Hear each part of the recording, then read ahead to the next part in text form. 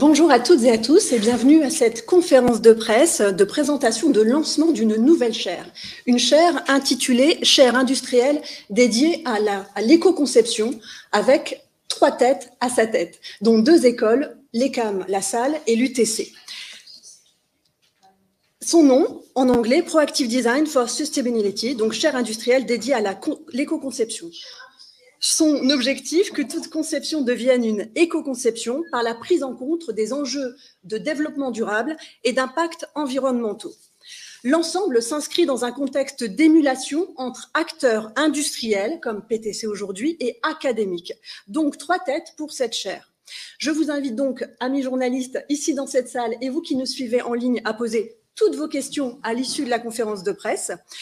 Et avant tout, nous allons débuter cette conférence de presse donc avec nos 3 premiers intervenants, que sont donc les directeurs de l'UTC et d'ECAM La Salle, ainsi que Dave Duncan, qui est le vice-président of Sustainability de PTC. Je vais passer en anglais pour cette première partie, donc plus institutionnelle.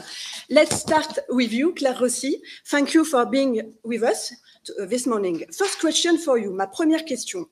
What is the interest for UTC in supporting such a chair? Quel est vraiment l'intérêt global de l'UTC de soutenir une telle chaire? Thank you. Well, from its origin, UTC was created to be a link, an hyphen between academia, science, society, and industry. Mm-hmm.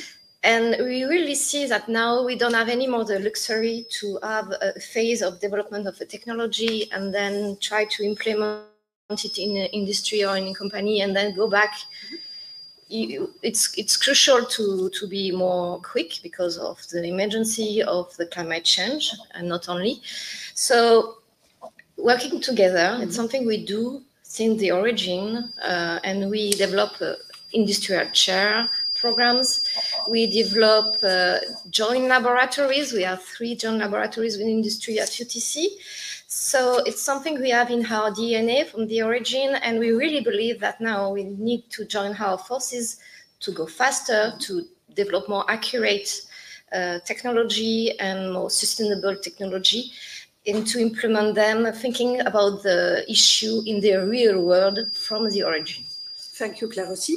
My second question for you, how does UTC transforms its research in relation to this transition, to its ecological transition?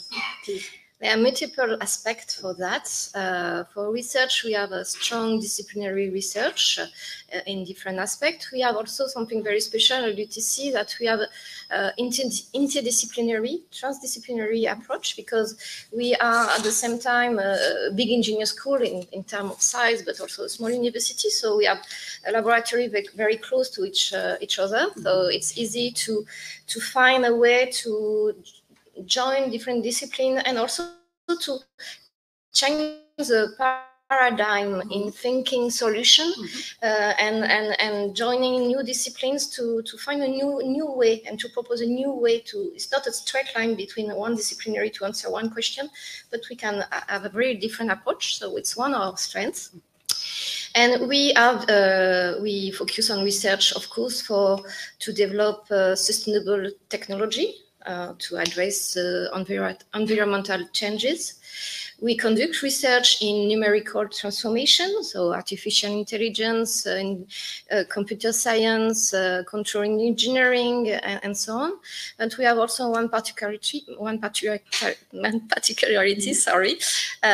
we have a social aspect in our research. So we can think about, of course, of health transformation, health needs, but not only, because we have one laboratory dedicated to study the impact of technological development on the societal needs and aspiration, and this link between the impact of a technology with the societal acceptance and so on. So we really are focused on the triple transition, because there really need a right balance between these different aspects.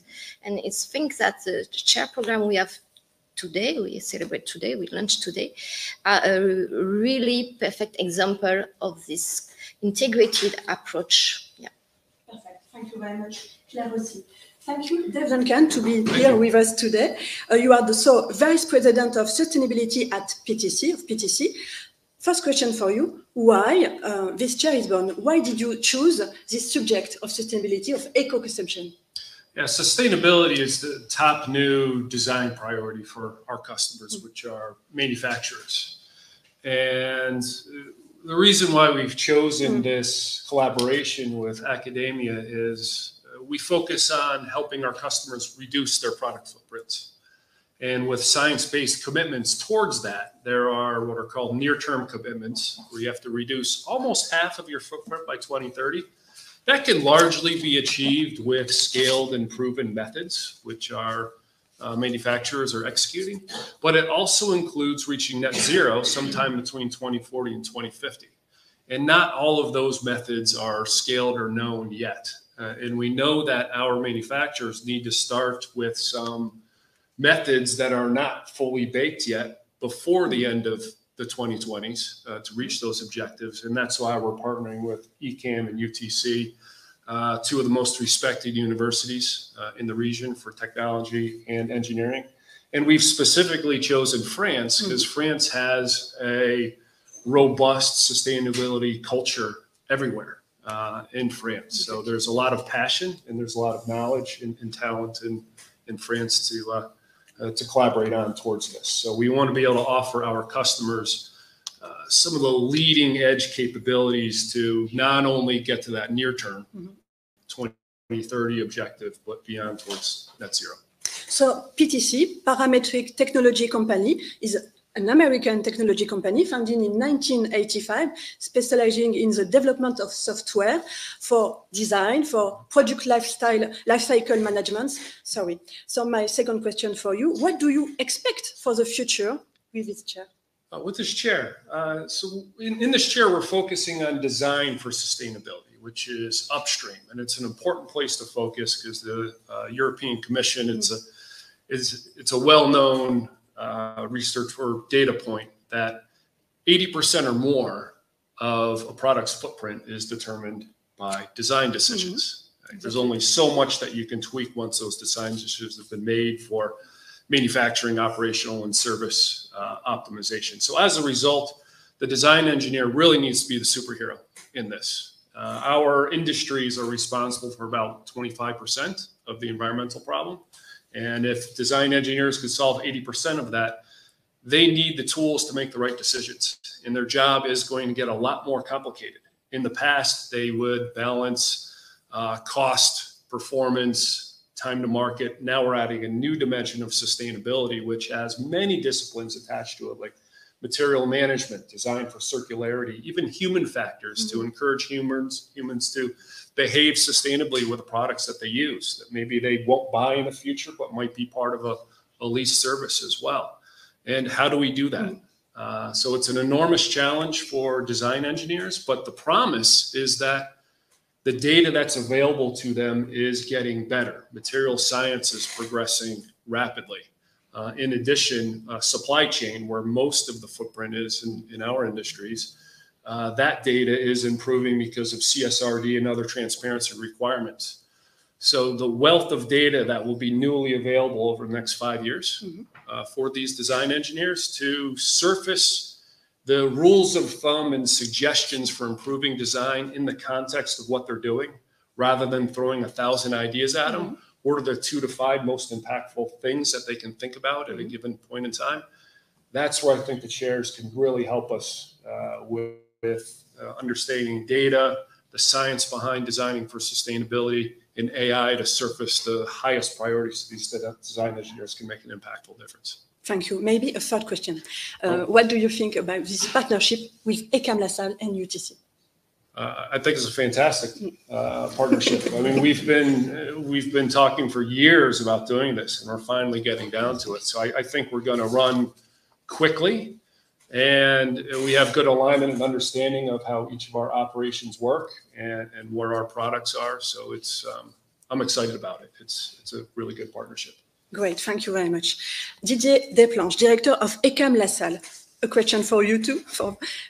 What will be the challenges, the issues raised with the chair? according to you? Yeah.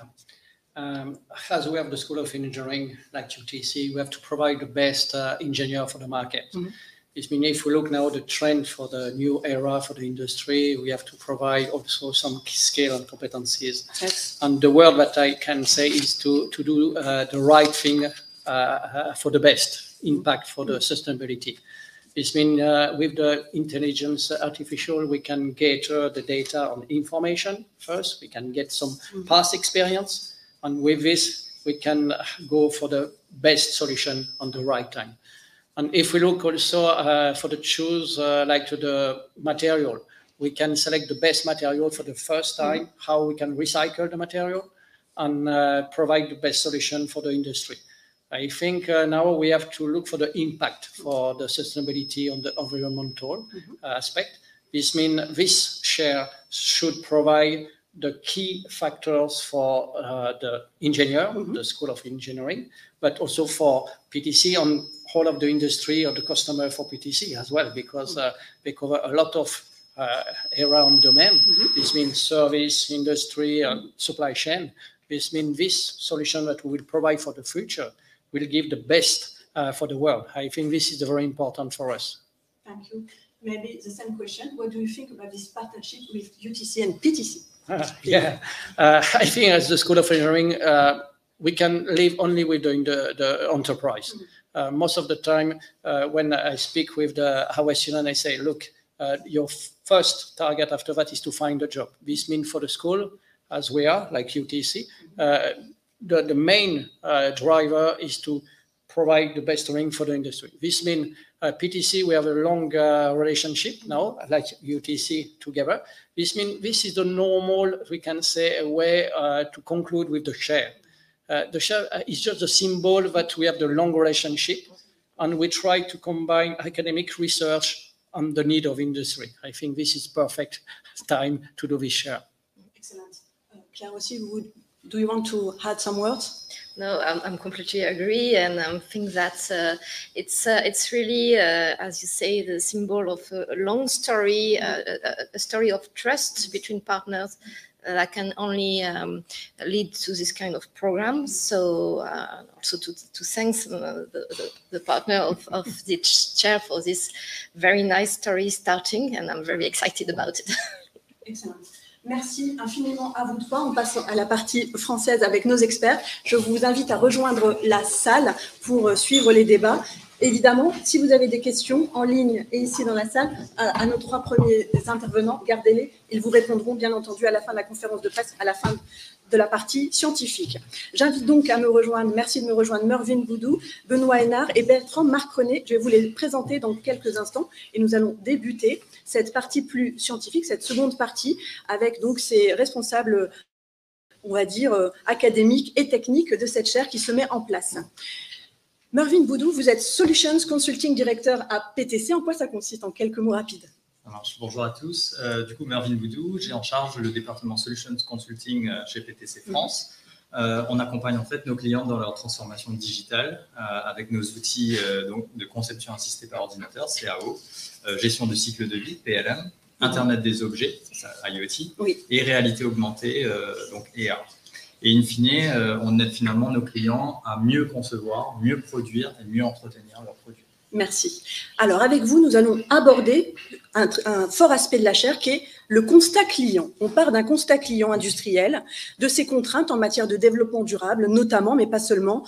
Et voilà, vous allez nous développer ce constat et la genèse de la chaire qui se crée. Tout à fait. Alors effectivement, on va dire dans notre quotidien, on est au contact des clients.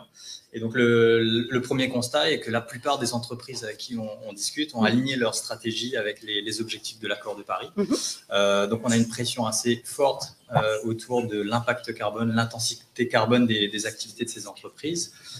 On se rend compte de plus en plus que la performance économique va de pair avec la performance environnementale ou écologique. Donc, il y a une certaine pression sur ces entreprises.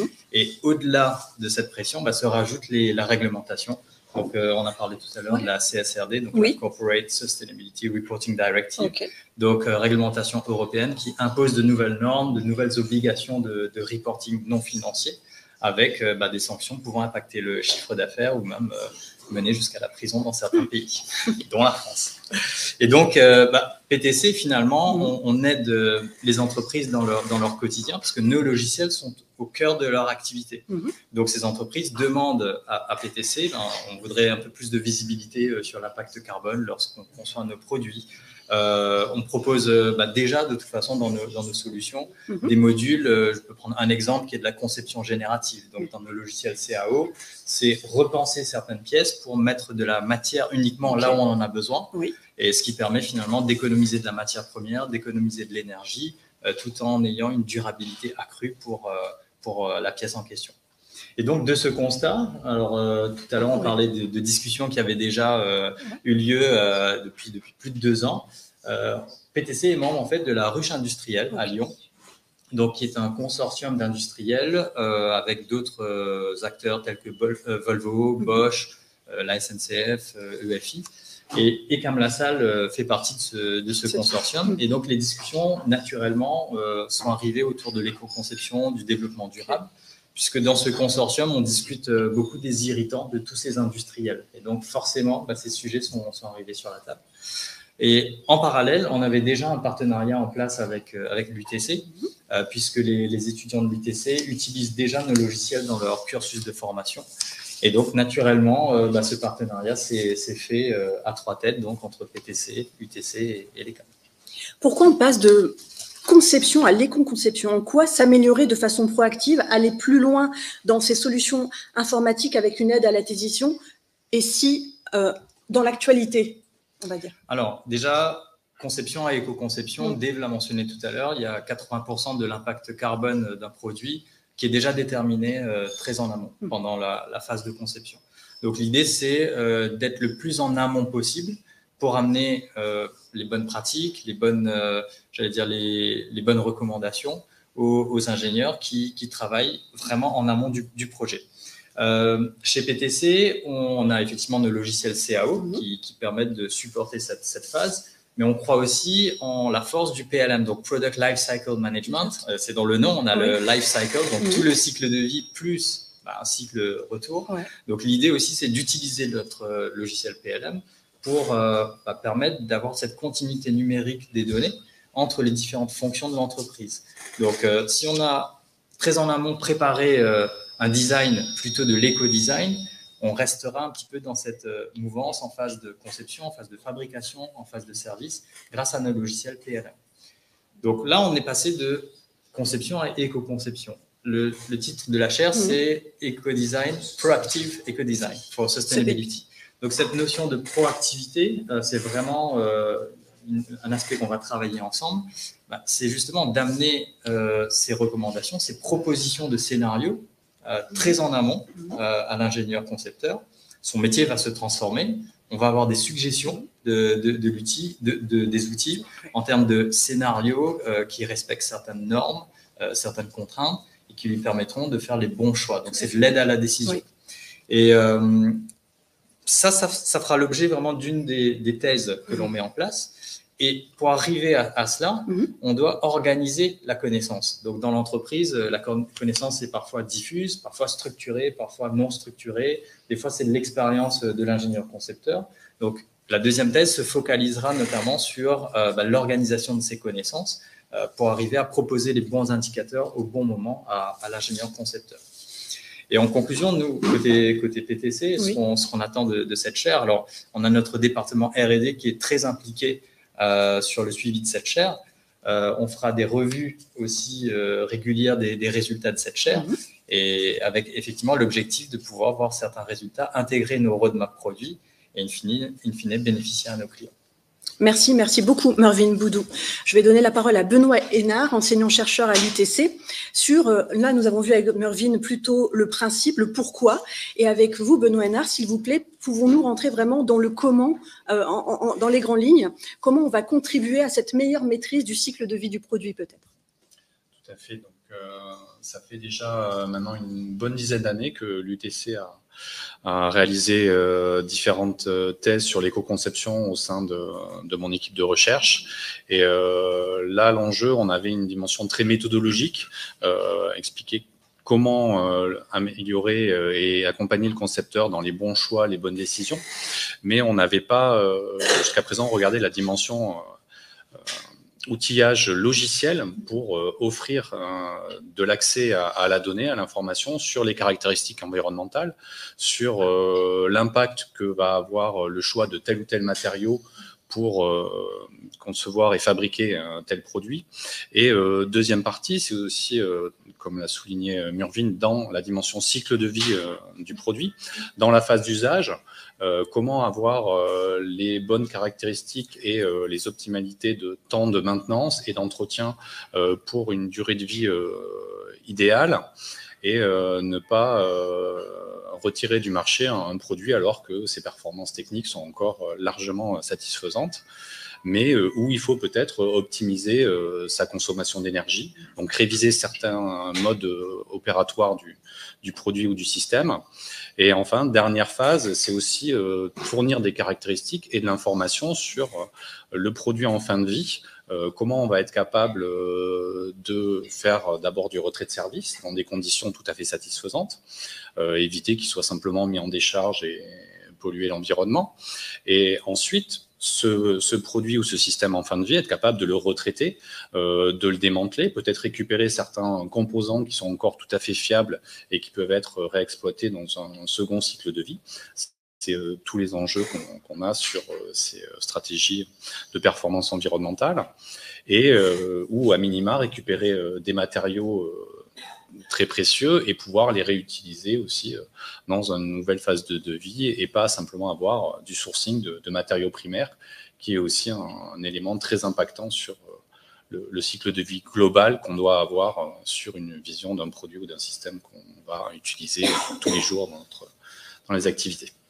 Vous l'avez très bien dit, c'est un enjeu de pensée globale, pas seulement la performance mécanique, mais voir la globalité des usages et le traitement en fin de vie, voire effectivement la réutilisation vers un nouveau cycle de vie. Parlez-nous un peu plus précisément du principe de la circularité appliqué à cette chaire dès la conception.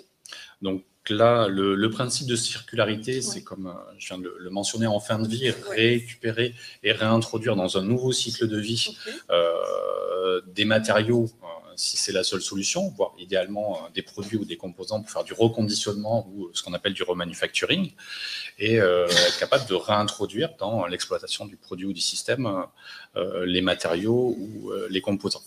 Et là, c'est être capable d'avoir cette analyse de circularité dès la phase de conception, voire même dès les exigences et la définition du besoin associé au produit, pour au plus tôt arbitrer et orienter la stratégie de conception avec cette logique de proactivité, comme ça a été mentionné, sur fournir aux concepteurs ou aux équipes d'ingénierie les meilleures caractéristiques, les meilleurs éléments d'aide à la décision pour orienter et faire des conceptions qui sont les plus efficaces et qui s'alignent complètement dans cette logique de circularité qui va valoriser, encore une fois, les produits développés et fabriqués et mis sur le marché par les industriels. Merci.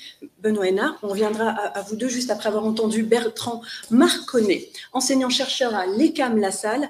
Parlez-nous plus précisément cette fois des enjeux de cette chaire, son organisation, sa vision, votre vision et les enjeux d'impact environnementaux, s'il vous plaît. Oui, alors pour l'organisation, donc la chaire va durer 4 ans déjà. Il faut savoir qu'on va recruter 2 doctorants qui vont travailler pendant 3 ans, évidemment, pour développer ces 2 axes qu'on a évoqués. L'une thèse va travailler et se focaliser sur l'intégration de ces indicateurs de soutenabilité dans le PLM. Et la deuxième thèse va être focalisée vraiment sur la partie CAO, conception assistée par ordinateur, pour suggérer les fameuses informations et guider, on va dire, le concepteur à ces enjeux. Évidemment, durant cette chaire, l'organisation, c'est une gouvernance partagée, PTC, UTC, ECAM La Salle. Va y avoir des suivis assez réguliers, en moyenne tous les 6 mois. De plus, les doctorants, en plus de faire l'état de l'art, en plus de chercher des méthodologies, des modèles et in fine, de pouvoir faire des preuves de concept afin de les intégrer et de les tester avec les solutions de PTC et voire même de les tester avec les partenaires de PTC. À ce stade-là, en plus des travaux de recherche, des articles scientifiques, des présentations dans des conférences, des événements qui seront organisés pour l'occasion. Concernant la vision de la soutenabilité, à ce stade-là, alors évidemment, c'est un enjeu assez important que tous les industriels doivent intégrer, aussi bien les enjeux actuels et futurs qui vont venir.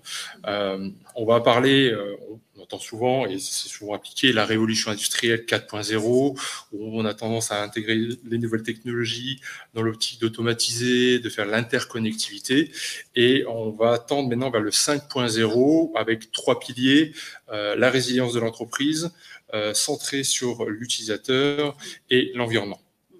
Donc à ce stade-là, effectivement, c'est des enjeux assez importants, sachant que sur la vision, notamment en Europe, Oui. qui est très portée à ce stade-là, on a vu des initiatives au niveau gouvernement, même des actions citoyennes sur les directives, les normes. On va parler notamment du pacte vert pour l'Europe, dont l'objectif est de réduire les émissions nettes de gaz à effet de serre de 55% d'ici 2030 et 0% en 2050. Donc, c'est vraiment les enjeux présents et qu'il faut assez rapidement trouver des solutions et des alternatives pour les industries. Avez-vous déjà envisagé des axes de développement? Comment vous voyez la suite? Alors, les axes sont effectivement focalisés sur les 2 thèses, notamment, toujours et encore dans l'objectif de développer des preuves de concept. On va, en fonction évidemment de l'état de l'art que vont faire les doctorants, il va y avoir dans cette gouvernance un conseil, un comité exécutif, un comité de pilotage et on va dire une équipe projet où on va faire définir de manière régulière les axes sur le moyen et long terme. Et donc, ça va permettre effectivement aussi un petit peu de cadrer l'avancée des travaux de recherche. Merci beaucoup, Bertrand Marconnet. Morvin Boudou, encore une question pour vous. Vous parliez du constat avec le client industriel. Sur quel point peut-être précis, vous pouvez nous donner des exemples? Vraiment, ils font un focus. Quelle est l'urgence, en fait, pour ces industries? Alors, je le mentionnais tout à l'heure, c'était la notion d'impact carbone, d'intensité carbone. Benoît a parlé de remanufacturing, peut-être de réparabilité. Parce qu'effectivement, on se rend compte quand on analyse un cycle de vie, je prends l'exemple d'une pièce manufacturée, énormément de l'impact carbone provient de l'extraction de la matière, des mines, etc. Donc, si on peut éviter quand on fait de la circularité, re-rentrer très en amont et donc avoir du neuf ou même du recyclage qui nécessite peut-être de retravailler la matière, refaire fondre certaines choses avec des fours si on peut réparer, déjà, c'est un premier niveau qui permet d'éviter beaucoup d'intensité carbone. Donc, l'idée, quand même, c'est d'avoir une visibilité sur l'impact carbone, arriver à la mesurer, arriver ensuite à proposer, à transformer les processus de l'entreprise pour optimiser, diminuer cet impact carbone. Et donc, là, on va dire la transformation des processus s'accompagne d'outils informatiques, des logiciels qui permettent de suivre ces processus et permettent à tous les acteurs de jouer leur part dans ces processus. Merci beaucoup. Benoît Hénard, encore une question à vous deux ensuite. L'ingénieur, le métier, vous l'avez dit, se transforme. À l'UTC, c'est la culture du quotidien. Le métier se transforme. Il y a l'IA, mais il y a cet enjeu d'éco-conception. Tout à fait. Donc là, on voit aussi une demande à la fois des jeunes qui sont en cycle de formation, d'être capable d'apporter une réponse technique, mais aussi d'apporter une réponse environnementale et de maîtriser donc l'impact que vont avoir les produits qui sont en cours de conception et de mieux maîtriser cet équilibre entre la traditionnelle performance technico-économique d'un produit ou d'un système et aussi d'intégrer l'enjeu environnemental, mais aussi voire d'intégrer le schéma social qui se trouve derrière aussi pour les usagers, les utilisateurs et dans un schéma de circularité, une logique, une stratégie de proximité entre le sourcing du produit ou des matériaux, les usages et le traitement en fin de vie. Donc là, il y a vraiment une logique pour nos ingénieurs en formation de pensée globale et d'être capable d'intégrer toutes les dimensions et pas simplement de faire une analyse purement technique d'une performance, d'un comportement mécanique d'une pièce, si on revient sur des métiers traditionnels pour un ingénieur mécanicien. Exactement, merci. Même question pour vous, Bertrand Marconnet. Vos étudiants, les ingénieurs, ils ont aussi cette quête de sens?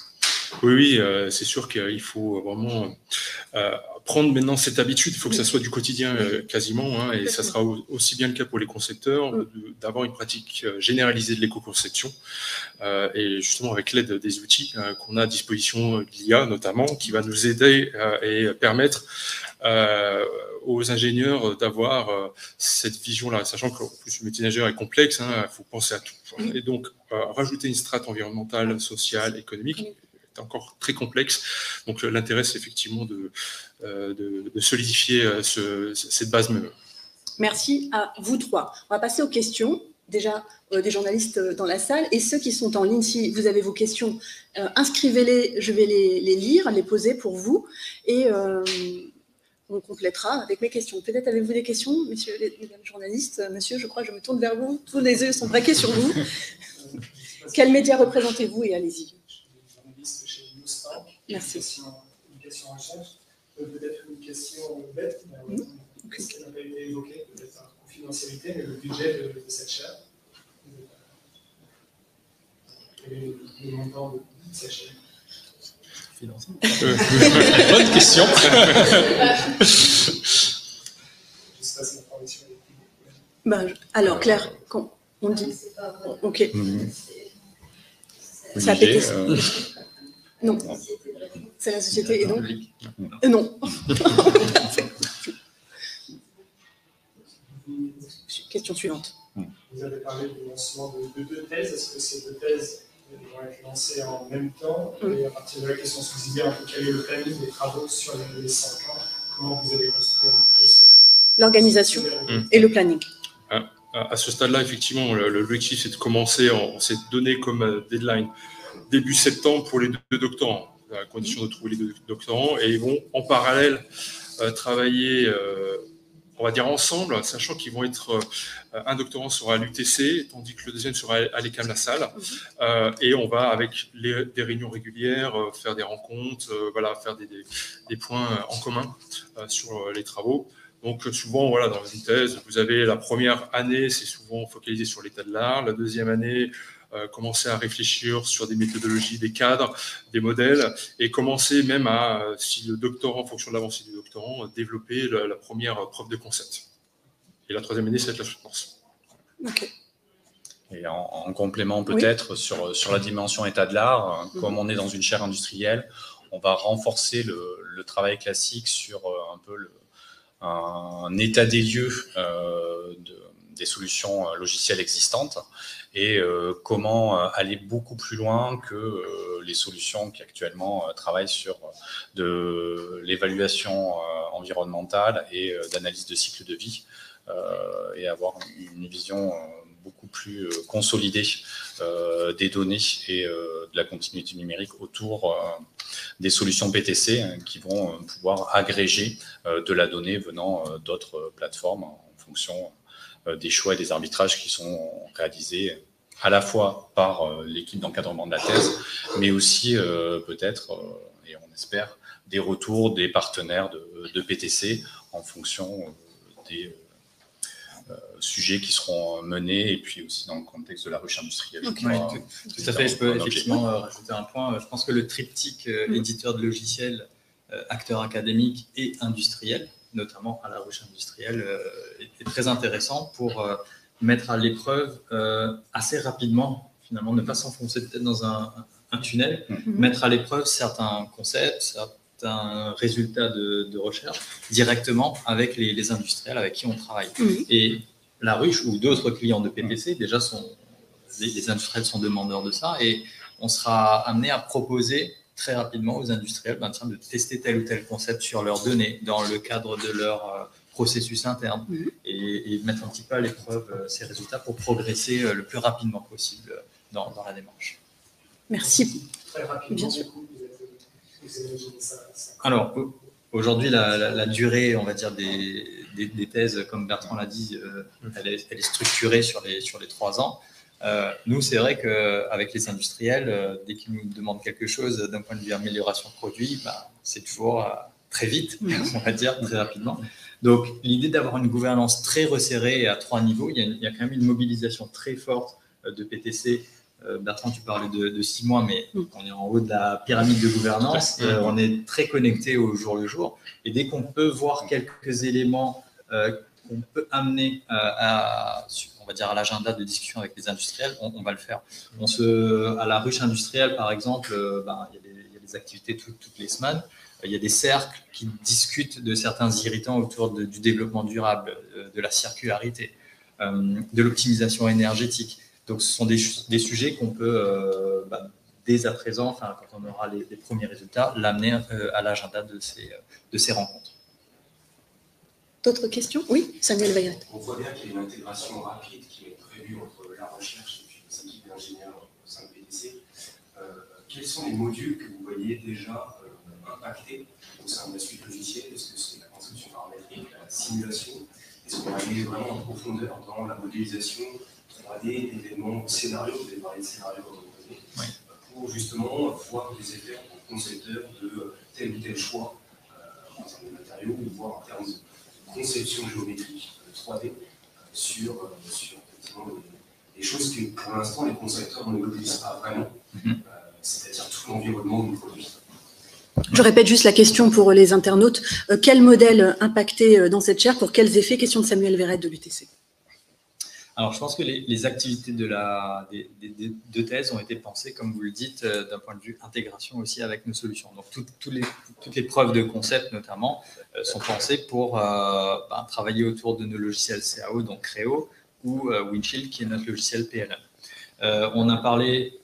l'idée, c'est peut-être pas de recréer un environnement 3D, de refaire certaines fonctionnalités qui existent déjà dans Creo, mais c'est de mettre à disposition Creo, donc la CAO, avec des données 3D déjà présentes ou qu'on va travailler nous en interne côté PTC pour servir de bac à sable pour les thésards et les encadrants.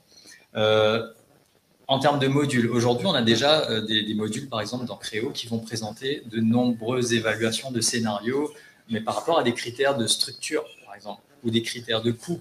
Donc là, l'idée, c'est d'amener des indicateurs d'impact carbone en tout premier plan, au même niveau que ces critères de coût, de structure, etc., pour arriver à faire tourner ces simulations. Par contre, une fois qu'on parle d'indicateurs carbone, c'est à quel moment l'amener à l'ingénieur concepteur, sous quelle forme? Est-ce que c'est sous forme de recommandation, sous forme de suggestion, sous la forme de réutilisation? Je prends un exemple, on a un produit, théoriquement, le concepteur pourrait décider de coller 2 pièces entre elles. Par contre, si on pense cycle de vie, réparabilité, recyclage, lorsque je vais arracher ces 2 pièces, je vais en abîmer forcément l'une des deux. Donc peut-être qu'il faut penser une conception qui est un petit peu plus compliquée, mais en vissant ou en ayant une pièce intermédiaire, mais qui permettra de réutiliser une grosse partie de la pièce. Donc on s'attend à ce que très en amont, on puisse avoir ce genre de recommandations qui arrivent à l'ingénieur concepteur. Donc pour répondre aussi in fine à la question, c'est très orienté CAO et PLM, même si on pourrait penser une notion de produits connectés, etc. On a les logiciels pour, mais dans un premier temps, on s'attaque vraiment à la phase amont, CAO, PLM. Merci. Y a-t-il d'autres questions dans la salle ou sur Internet? Il n'y en a pas pour l'instant. Eh bien, oui, moi j'en ai une à vous poser à tous les trois. Ce principe de la circularité appliqué à la chaire dès la conception, c'est une strate supplémentaire, n'est-ce pas, pour le concepteur. Est-ce que c'est une contrainte qui peut libérer la créativité? Vous le disiez, Benoît.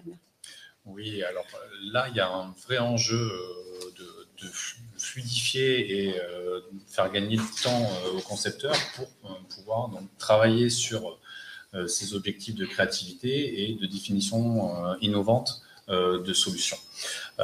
Donc là, la circularité va amener de la capacité à comprendre quels matériaux peuvent être facilement réutilisés et recyclés dans tout le cycle de vie, quels composants, quels sous-ensembles peuvent être reconditionnés coup traité en remanufacturing pour être réintégré sur des équipements existants. Et donc tout ce travail-là ne sera pas sera déjà automatisé en quelque sorte et déjà orienté par les solutions logicielles. Donc, ce qui va libérer du temps pour travailler sur des innovations, réfléchir à de l'emploi de nouveaux matériaux, réfléchir à de nouvelles conceptions qui seront moins impactantes quand on va désassembler un produit ou un système en fin de vie, par exemple. Merci. Il s'agit de penser hors de la boîte, Bertrand Marconi. C'est ça, c'est exactement ça. Hein. On va dire l'objectif, c'est d'éviter, et il faut se dire, hein, les concepteurs actuellement passent énormément de temps à aller chercher ces informations. Exactement. Il n'y a pas de valeur ajoutée, il faut dire ce qui est. L'objectif, c'est de réduire le temps de mise sur le marché du produit, les erreurs de conception et évidemment minimiser les impacts environnementaux. Voilà, grâce avec les outils de l'IA notamment, on va pouvoir réfléchir à comment faire cette proactivité, capter l'intention, le besoin du concepteur et être dans la tête du concepteur carrément et lui proposer les bonnes informations au bon moment, donc faire bon du premier coup. Poser les bonnes questions, aller à la pêche aux informations. Il y a un vrai travail de recherche d'informations, d'enquête presque. C'est ça, mais l'objectif, c'est d'éviter, on va dire, de faire du clic, si je peux dire ainsi. On a beaucoup d'outils qui existent où il faut passer du temps à aller chercher, à cliquer, etc. Donc, effectivement, c'est de comprendre voilà, la démarche et l'activité de conception. Merci. Marvin, vous voulez ajouter quelque chose sur cet aspect créativité? Effectivement, je suis d'accord avec Bertrand. L'apport de l'IA, notamment, permet d'automatiser certaines tâches, permet de combiner énormément de critères, donc de faire gagner du temps aux concepteurs. Et in fine, on peut repenser au business model complet de l'entreprise, c'est-à-dire un produit qui était amené sur le marché pour être consommé puis enterré, jeté. On va repenser le business model. Il y a toute une filière autour de la réparation, autour de la servitisation donc, de ces objets. On ne vend plus l'objet, mais on vend l'utilisation de l'objet, l'usage. Donc, ça amène cette notion de créativité pour repenser le modèle de l'entreprise pour le futur. Merci. Merci à tous les trois. Est-ce que vous voyez autre chose à ajouter dans la salle? D'autres questions? Oui, Samuel. Est-ce qu'on pourra un jour avoir Cléo dans le langage naturel? Peut-être Bertrand. On est en train de développer une preuve de concept, de réfléchir à ça. On peut s'imaginer, mais voilà, rien n'est défini à l'avance, comme une sorte d'assistant virtuel, d'agent virtuel, comme on a avec les chats GPT. Ça peut être une idée, en tout cas. Merci. J'ai une question d'un internaute. Je voudrais savoir si la fabrication additive est prise en compte et elle sera bien considérée dans vos projets alliés à l'éco-conception. Surtout, la fabrication additive permet, entre autres, la légèreté, le recyclage, la réduction de la chaîne logistique, etc. Oui, je peux amener un premier élément de réponse. Tout à l'heure, je parlais de conception générative, où finalement, on met de la matière uniquement là où on en a besoin. Et typiquement, certaines formes qui sont créées sont très organiques et nécessitent de toute façon de la fabrication additive pour arriver à rendre physique ces éléments imaginés. Donc naturellement, sur certains aspects, on ira vers de la fabrication additive plutôt que soustractive. Donc ça, c'est un premier élément de réponse, mais très certainement, c'est une des pistes aussi qui permet de réduire l'intensité carbone de la fabrication. C'était une question d'Aïssa Oubalouche, qui est professeur d'université R&D Engineer. Il a une autre question. Je voudrais savoir s'il y a des perspectives de collaboration avec des partenaires au niveau mondial.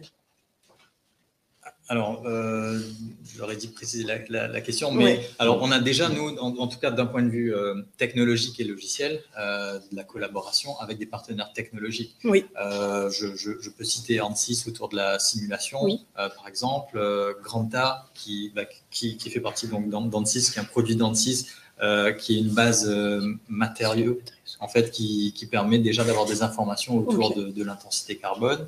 D'autres partenaires comme A priori pour estimer le coût, mais aussi l'impact carbone suivant le mode de fabrication. Donc ces partenariats sont déjà annoncés, actifs. Donc voilà, nous, d'un point de vue en tout cas technologique, on a déjà notre écosystème et réseau de partenaires, puisqu'on ne couvre pas forcément tout en interne. Une autre question de Michel Tollenard, professeur émérite Grenoble INP. Bravo à tous les acteurs de cette chaire. Intégrez-vous l'éco-conception pour le secteur textile et matériaux souples? Alors actuellement, c'est vrai qu'on est plutôt sur les produits manufacturés, mais on peut tout à fait envisager d'autres types d'applications. Donc les produits textiles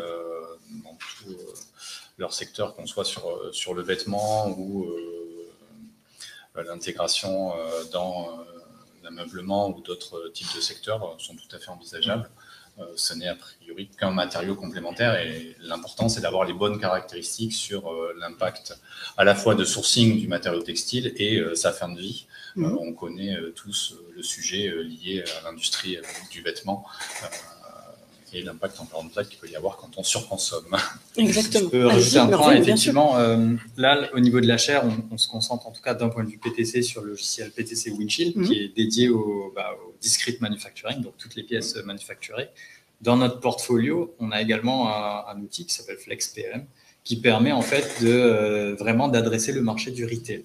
Et aujourd'hui, on voit côté FlexPLM, on a déjà des intégrations avec certaines bases de données.